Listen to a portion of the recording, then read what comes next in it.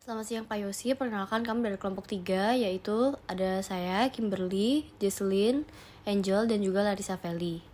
Kali ini kami akan mempresentasikan mengenai strategi Clarion Label dalam memperluas pasar secara global ke negara Singapura. Clarion Label sendiri adalah sebuah brand fashion yang berasal dari Indonesia. Merek ini didirikan oleh Clarion Lim pada tahun 2015 dengan fokus pada produk-produk fashion yang berkualitas tinggi dan berdesain kreatif.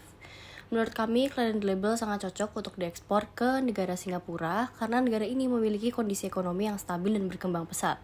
Dalam beberapa tahun terakhir, Singapura juga menjadi salah satu pusat perdagangan dan bisnis terkemuka di Asia. Selain itu, Singapura juga memiliki populasi yang beragam dan cenderung kosmopolitan, sehingga pasar fashion di negara ini dapat menjadi potensial. Selanjutnya saya akan menjelaskan mengenai strategi wilayah. International Strategy dan juga Global Standardization Strategy adalah strategi yang cocok untuk mengembangkan produk Clarion Label agar bisa lebih maju dan juga memperluas jangkauan konsumen dengan mengenalkan produk ke negara lain, yaitu salah satunya Singapura.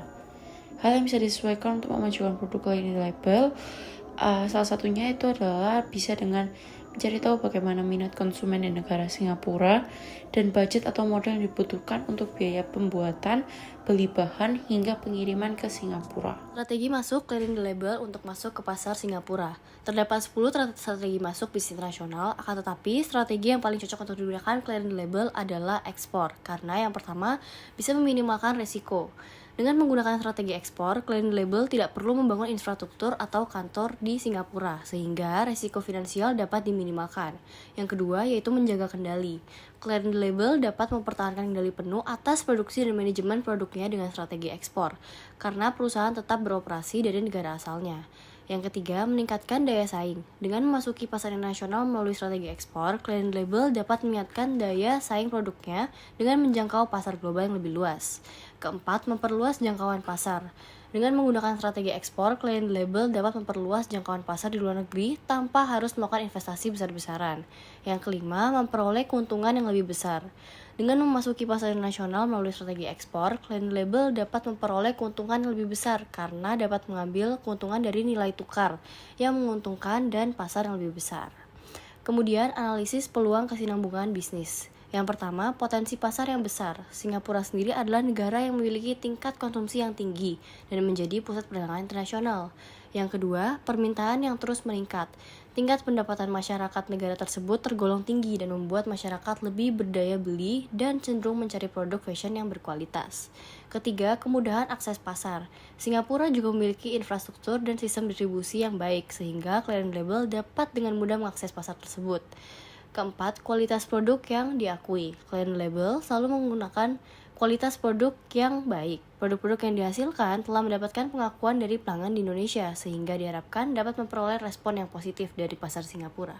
Untuk strategi pemasaran globalnya, jadi Clarion Label akan mengirimkan produknya ke negara Singapura, dan di sana itu untuk musimnya ada 2 musim kemarau dan juga musim hujan. Suhunya itu berada di 25 derajat Celcius hingga 32 derajat Celcius. Yang dimana produk-produk Clarion Label ini sangat cocok untuk dipakai di musim-musim tersebut. Kemudian untuk penduduknya itu adalah 65% dari jumlah usia produktifnya atau sekitar 3,7 juta. Dan untuk ekonominya rata-rata di Singapura itu sekitar 60 juta per bulan.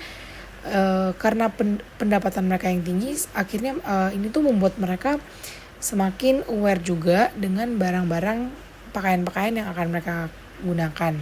Kemudian sistem pendidikannya mereka nomor 7 dari 137 negara dalam hal kualitas sistem pendidikan.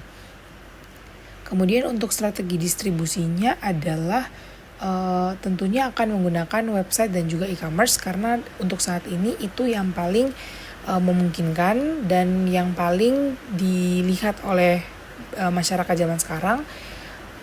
Akan menggunakan e-commerce Lazada, Zalora, dan Shopee. Itu adalah 3 platform yang banyak digunakan orang-orang Singapura. Kemudian Clarion Label juga akan melakukan kerjasama dengan toko retail dan department store yang terkenal di sana seperti Robinson, Metro, dan Takashimaya. Kemudian untuk strategi komunikasinya adalah menggunakan strategi push yang dimana menjaga hubungan dengan para distributor. Selanjutnya adalah strategi MSDM. Contoh strategi MSDM adalah strategi etnosentris, polisentris, dan juga geosentris.